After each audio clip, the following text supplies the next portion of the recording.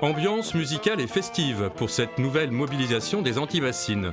Guidés par la marionnette géante de l'Homme Debout, plusieurs centaines de militants ont parcouru les 1,7 km qui séparent Saint-Sauvant du lieu envisagé pour l'implantation d'une retenue d'eau.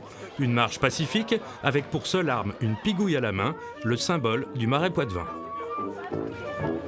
Aujourd'hui, ces pigouilles elles vont prendre place à proximité du chantier pour empêcher l'accès, symboliquement, mais pour bien dire qu'on résistera, coûte que coûte, quoi qu'il en coûte, pour reprendre les propos de notre cher président qui a une responsabilité forte dans ce projet-là.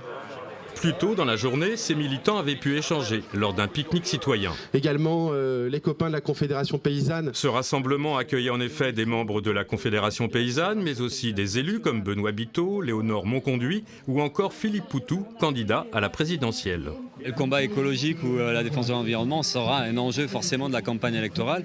On sait aujourd'hui qu'il y a une urgence climatique, qu'il y a une catastrophe planétaire. Et là, aujourd'hui, avec l'histoire des bassines, ça illustre un des aspects importants.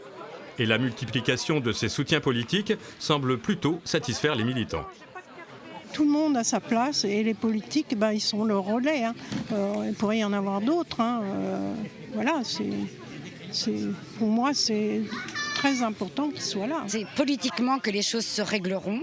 C'est un engagement citoyen. Donc, qui dit citoyenneté dit obligatoirement acte politique. Saint-Sauvant abrite l'un des 41 projets de bassines dans la Vienne. La mobilisation des opposants va se poursuivre. Une nouvelle journée d'action est d'ores et déjà prévue dans 3 semaines.